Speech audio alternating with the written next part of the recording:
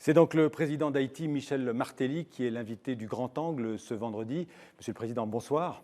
Bonsoir Xavier. Alors, vous êtes en visite à Paris, on va en parler dans quelques instants, mais d'abord, Haïti, ce pays pauvre, le pays le plus pauvre des deux continents américains, est resté dans les mémoires en Europe, en tout cas après le terrible tremblement de terre du 12 janvier 2010. 4 ans après, Monsieur le Président, 150 000 sinistrés vivent toujours dans à peu près 300 camps. Est-ce qu'Haïti a encore besoin aujourd'hui de l'aide internationale? Quels sont vos besoins? Quelles sont vos priorités en la matière? Je commencerai, avant de répondre directement à la question, par noter qu'Haïti, en effet, a de faibles moyens. Mais Haïti a aussi des valeurs qui n'ont jamais été mises à nu, qui fait qu'on voit surtout Haïti et qu'on présente toujours Haïti comme un pays pauvre, mais nous avons des richesses cachées. Et notre but aujourd'hui, c'est de les mettre en valeur et de les exploiter. Alors, concernant les sinistrés. Les sinistrés, on a fait un grand pas. Arrivé à la présidence, il y en avait 1,5 million de gens qui vivaient sous les tentes. Aujourd'hui, ce nombre est réduit considérablement à 147 000. Et c'est encore beaucoup, et surtout pour les critiques. Mais à comparer ceux qui avaient auparavant et ceux qui en restent aujourd'hui, on peut dire qu'il y a eu un grand pas. Est-ce que vous avez encore besoin de l'aide internationale? On aura toujours besoin de l'aide internationale. La question, c'est de ne pas en dépendre. Aujourd'hui, Haïti veut se tenir debout seul, bien sûr, en tenant la main des amis, des partenaires. Et pour ça, il faut favoriser, prioriser les investissements. Donc, c'est pour ça qu'on a ce slogan « Haïti is open for business ». On veut inviter les investisseurs, les entrepreneurs à venir voir ce qu'il y a, que ce soit dans le domaine de l'énergie, que ce soit sur la question de l'agriculture, encore du domaine du secteur touristique. Il y a beaucoup de possibilités, beaucoup d'opportunités. Haïti est un pays qu'on doit construire, donc il y a beaucoup de choses à faire. On peut dire que vos priorités, c'est la reconstruction, le logement et l'éducation? C'est ça, je dirais l'éducation avant. Puisque même quand on a un bel espace, si on n'a pas de gens pour occuper cet espace, on n'a rien. L'éducation avant. Et c'est une des raisons pour laquelle j'ai brigué la présidence. J'ai vu trop d'enfants dans les rues lors de mes tournées en tant que musicien. Et c'est la première chose que j'ai faite, c'est permettre à 1,4 million d'enfants d'intégrer l'école aux frais de l'État. Et on a même mis pour eux un système de transport gratuit. Et certainement, il y a beaucoup d'autres choses à faire dans ce domaine, notamment la qualité de l'éducation. L'ONU a mis en place une force qui s'appelle la MINUSTAH, qui est toujours présente en Haïti, à peu près 13 000 hommes. Est-ce que selon vous, Monsieur le Président, cette force peut rester ou est-ce qu'elle doit quitter Haïti?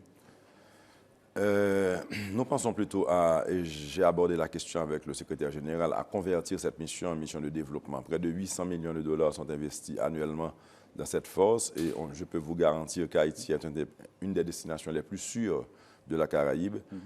Bien sûr, on a vécu des moments de violence, mais aujourd'hui, le calme a repris et je pense que l'idée principale, l'idée primordiale serait de convertir la force des Nations Unies en une force de développement. Alors, vous avez rencontré le président français François Hollande au cours de cette visite en France. De quoi avez-vous parlé avec le président? Quels sont vos besoins? C'était un développement économique, un partenariat? Le message est toujours le même. Et d'abord, remercier le président et les Français en général pour leur soutien constant à Haïti, particulièrement après le séisme. Et les rassurer aussi, leur dire que les fonds alloués à Haïti sont bien utilisés, d'une part, et qu'il y a des progrès, d'immenses progrès sont réalisés en Haïti, notamment du point de vue économique. Et l'inflation, on a pu le couper, passer de 6,5 à 4,5. Le taux de croissance est passé de 2,9 l'année passée à 4,3 cette année. Donc il y a de bonnes nouvelles et ceci, ça rassure nos partenaires. Haïti aussi veut être présente partout à tous les sommets. On a vu une Haïti muette par le passé, une Haïti timide, vendue comme un pays pauvre, un pays de misère. Aujourd'hui, on veut présenter cette nouvelle image d'Haïti, une Haïti qui d'une part se réveille, mais une Haïti aussi qui a des valeurs cachées que nous voulons exploiter. Haïti a sa place dans l'Union africaine? Certainement. Haïti, je le dis toujours, c'est l'Afrique dans la Caraïbe. Nous sommes descendants d'Africains, et donc il y a lieu de resserrer les liens entre l'Afrique et Haïti. Alors, Monsieur le Président, Baby Doc, l'ancien dictateur Jean-Claude Duvalier, qui a été au pouvoir de 71 à 86, est rentré début de l'année en Haïti, 2011. Est-ce que le Baby Doc sera un jour jugé par la justice haïtienne? Est-ce que c'est votre souhait? Ce n'est pas au président de la République de prendre cette décision. Il revient à la justice de prendre cette décision. Je crois qu'il est actuellement poursuivi, mais j'évite même d'émettre une opinion sur le cas de Baby Doc qui a circulé librement à Paris pendant 25 ans, qui est rentré chez lui et maintenant, je crois qu'il est poursuivi. Mais je respecte la règle qui veut que le président ne s'ingère pas dans les questions de justice. Alors, il y a des victimes qui ont porté plainte. Vous dites que c'est à la justice de faire son travail. Ils ont le droit de porter plainte. Ils ont ce droit. Monsieur le Président, lundi prochain, c'est le 24 février, vous allez être reçu par le pape François au lendemain de la consécration du premier cardinal haïtien de l'histoire, le cardinal Langlois. Est-ce que l'Église catholique joue un rôle important en Haïti? C'est aussi l'Église, mais c'est aussi une médiation politique qu'elle joue. La relation avec l'Église date des années 1860, 1859, le point marquant, le point culminant, c'est quand l'Église catholique a reconnu l'indépendance d'Haïti et on a signé le Concordat. Donc, cette relation est particulière pour nous. Et ce moment aussi est particulier parce que c'est moi, l'année passée, qui ai demandé au pape Bénédicte de penser à nommer un cardinal haïtien. Et finalement, ça a été le rêve de tous les Haïtiens. Et aujourd'hui, finalement, ce rêve devient une réalité. Donc, il était important pour moi de revenir pour ce moment avec le cardinal, être avec le cardinal, et on sera reçu par le pape pour l'inviter à Haïti, un pape qui accorde beaucoup de temps aux démunis. Et à ce point-là, on partage la même vision. Aider les plus pauvres. Donc, ce sera un moment particulier. On pourra l'inviter aussi à venir à Haïti, faire des prières avec nous. Vous évoquez le rôle, je dirais, social de l'Église, mais en Haïti, si je ne me trompe, l'Église a aussi un rôle politique. En effet. Un rôle de médiation. En effet. Je pourrais même dire, sur demande de la présidence, l'Église a été invitée à jouer le rôle de médiatrice. La conférence épiscopale est maintenant médiatrice dans ce dialogue qu'encore l'exécutif a initié. Et entre les partis politiques, le Parlement et le pouvoir exécutif, dans le but d'arriver aux élections d'une part et de créer cet environnement sain, même quand il est politique et que ça bouge toujours en politique, mais qu'il soit plus sain. Et à ce niveau-là, les partis politiques, le Parlement, ils se sont entendus sur 47 points dans un premier temps, dans la première phase. Et quand ils ont rencontré l'exécutif, on a encore discuté. 45 des points ont été validés par l'exécutif. Un point a été rejeté, l'autre point, on se l'a séparé.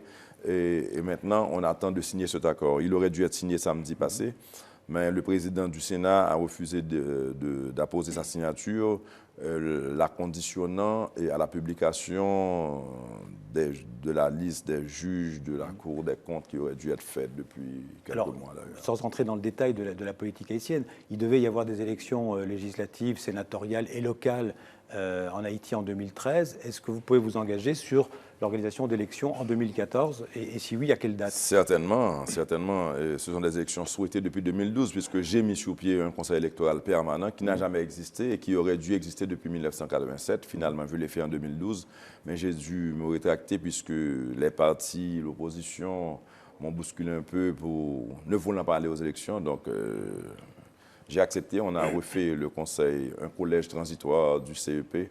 Et là, maintenant encore, au sein de ce dialogue, on est revenu encore au conseil électoral provisoire. Dieu seul sait pourquoi. Mais c'est important aussi de savoir qui organise les élections et qui contrôle les résultats. C'est le conseil, qui l'organise. Mais moi, j'aurais toujours préféré qu'il y ait ce conseil permanent parce que quand le conseil est provisoire, ça laisse la latitude au pouvoir de pouvoir jouer avec. Alors que le conseil électoral permanent reste juge, seigneur, il ne prend pas d'ordre, vous savez. Donc vous souhaitez des élections en 2014. Est-ce que vous pouvez déjà envisager une date ou c'est trop tôt? C'est encore au Conseil électoral de prédire la date, mais je veux croire qu'en octobre, il faudra renouveler la Chambre des députés, donc je veux croire que d'ici l'été, on devrait avoir les élections.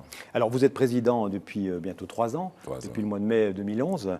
La Constitution haïtienne prévoit un seul mandat de 5 ans.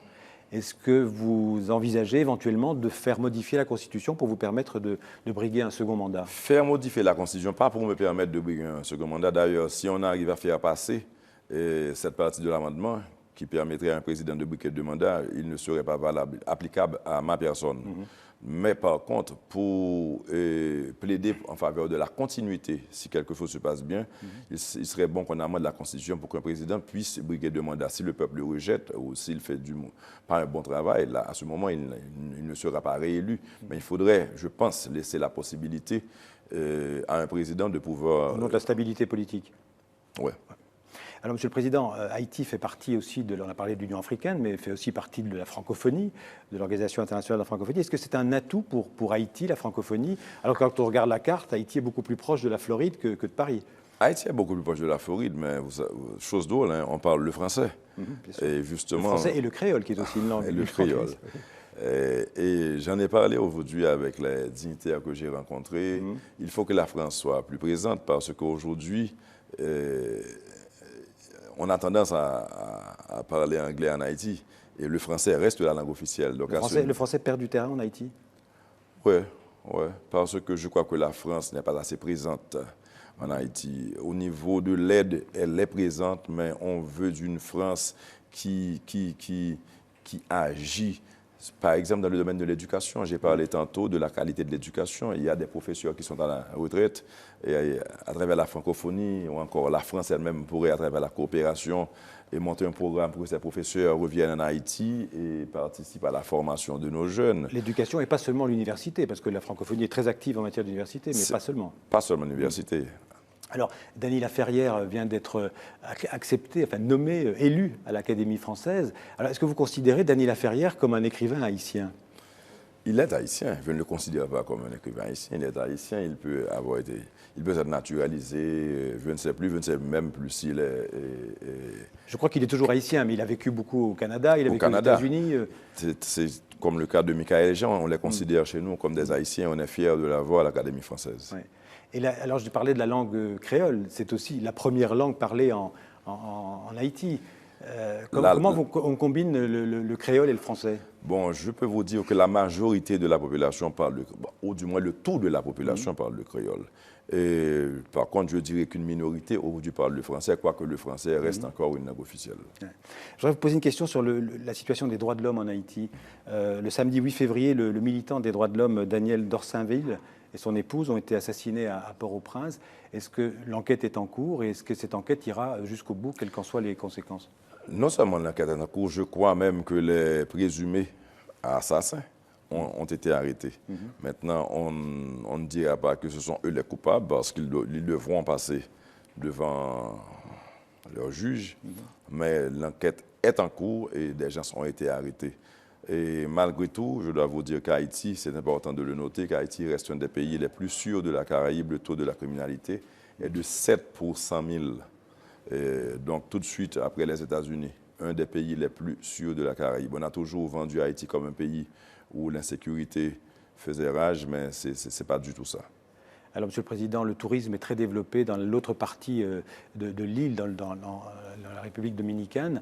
Est-ce qu'un jour ou l'autre, le tourisme va accueillir des touristes chez vous, plus nombreux qu'aujourd'hui? Je dirais que le jour est déjà arrivé, puisqu'il y a des pas importants aussi qui ont été faits. Et à ce niveau-là, depuis mon arrivée au pouvoir à date, il y a au moins 4 grandes chaînes d'hôtels. Et le Marriott, le Best Western, la NH, l'Oasis, qui sont arrivés en Haïti depuis. Et le nombre des touristes est passé de 800 000 à 1 million. Aujourd'hui, il y a des lignes canadiennes qui nous apportent des touristes en quantité. Donc, on avance sur ce domaine aussi. Merci, Monsieur le Président, d'avoir été l'invité de ce 64 minutes. Merci beaucoup. Merci, Xavier. Ça a été un plaisir. Merci à vous.